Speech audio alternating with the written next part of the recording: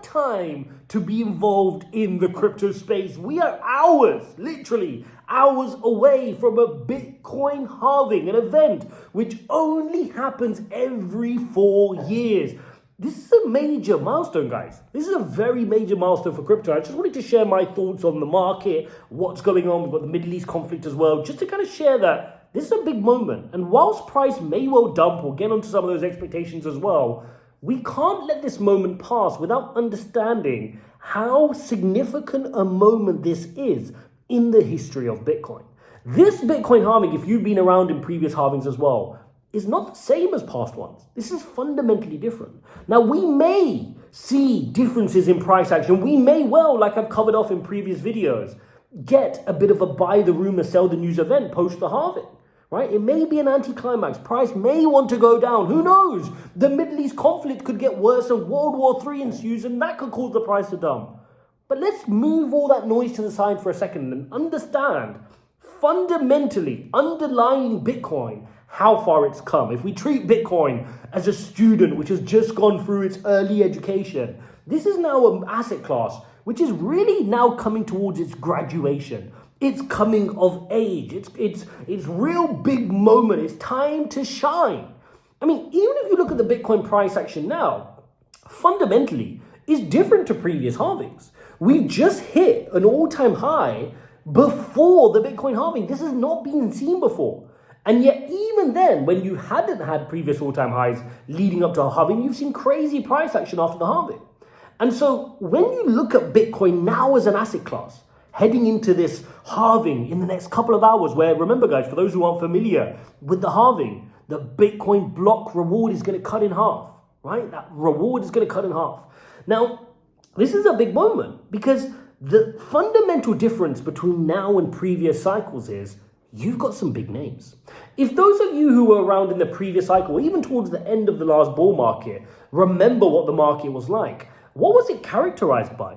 Some of the key moments in the Bitcoin price action, particularly leading up to all-time highs, were certain individuals which created excitement in Bitcoin. Where there was Elon Musk, right, buying Bitcoin famously in Tesla and then dumping, and then the price action dumping as well. Whether it was relying on people like Sam Bankman-Fried, whether it was looking at people like Michael Saylor who held up the market, or Jack Dorsey over at Square, we were relying on these individuals to hold the flag of Bitcoin, and credit to all of those. They are the reason that Bitcoin did really well and hit all-time highs in the last cycle. We need those kinds of flag bearers in the space. It's important for adoption.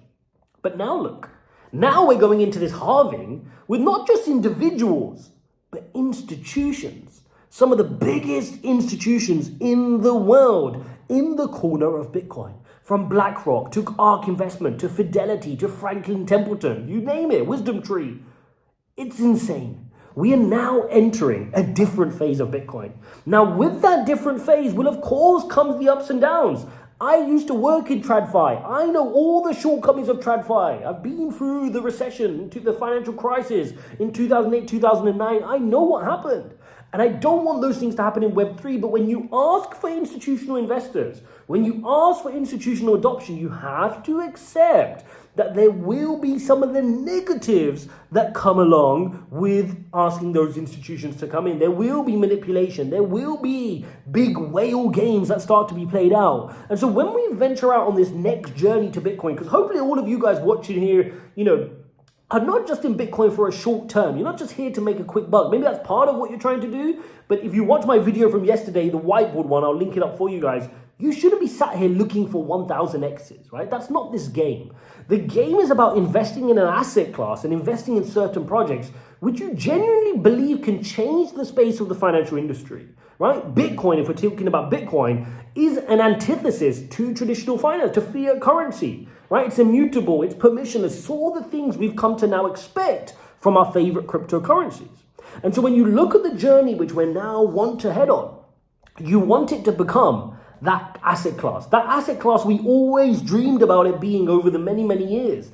It's now got the opportunity to go and compete for that. And so when I look at the next 4 years, it fills me with a lot of joy and excitement for where Bitcoin can go next. We're no longer this startup company where, oh, is Bitcoin going to collapse? We're no longer this, asset class where it's like, oh, how many cycles before this thing just completely, booms and busts, and everybody calls it for what it is, right? All the naysayers, each cycle we survive, this group, the set of naysayers who doubt Bitcoin diminishes in size, right? And the people that start to back for Bitcoin are increasing. You can see with the likes of these institutions, you can see with many companies now being pro-Bitcoin, you're seeing with the spot ETFs in the US, you're seeing with the spot ETFs in Hong Kong. This is a big change. And so it fills me with a lot of excitement for what's next. I mean, you're seeing the narrative around BTC-Fi, which is basically DeFi and Bitcoin. You're seeing the layer 2 narrative on Bitcoin as well. This is really, really exciting. And so when I sit here, yes, we may in a couple of hours, maybe by the time I post this video and the halving happens and you're watching and the Bitcoin price is going down, you're like, why is this guy excited? But the reason I'm fundamentally excited because the future is bright for Bitcoin.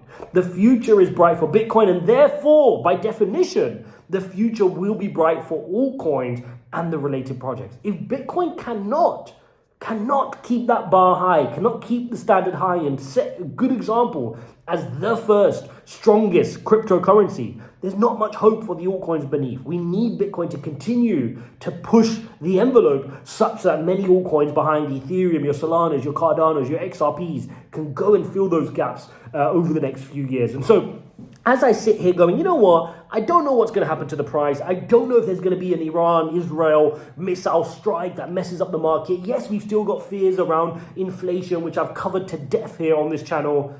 But longer term, it's good.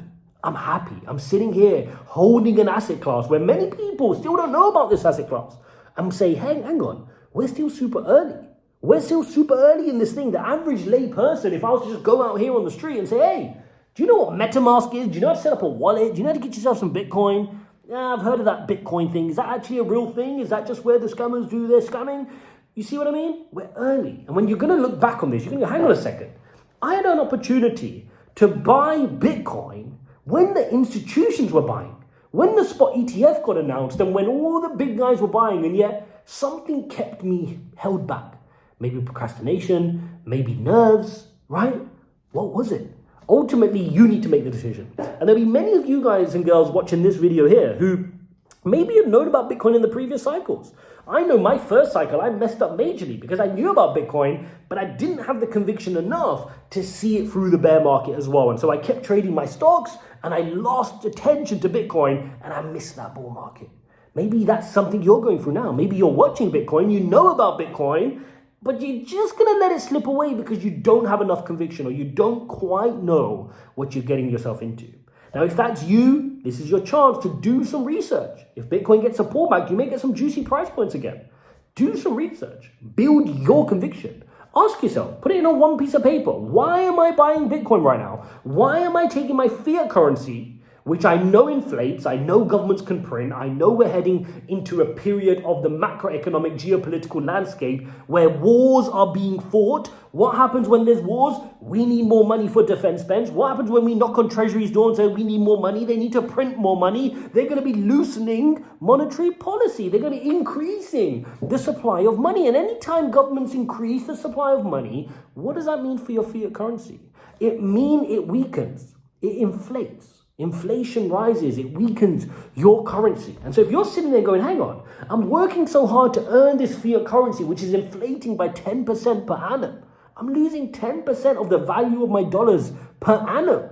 Then even Bitcoin as a break even, which obviously it isn't, it's gone insane and it has done since its creation. Even if Bitcoin was a break even asset, it's actually a lot better than my fiat currency. And then on top of that, it comes with all the qualities of it being immutable, permissionless, right? On a decentralized ledger, secure, being tested since 2008.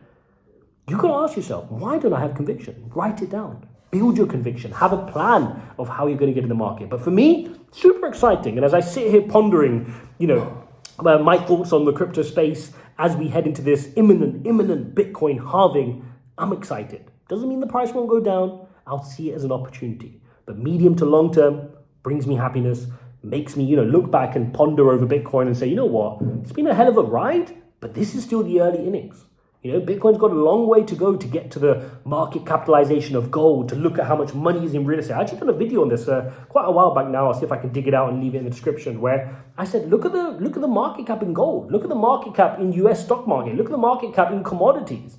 Bitcoin's got nowhere near that. Even when we're looking at all of crypto as kind of, 2.5 to 3 trillion, we're nowhere near what the amount of money that is in some of these other forms of wealth storing, right? So we're early. And so the question is, what are you going to do about it? Exciting moments, guys. Hope you all enjoy the Bitcoin halving. Hope you all have a game plan going into it. Don't get caught up in the greed. Don't get caught up in the buy the rumor, sell the news. If you appreciate type of updates, don't forget to smash up the likes. If you want to trade with us in our community, jarlescrypto.com/TG, it'll be the very first link in the description. Thanks for watching, and I'll see you in the next one.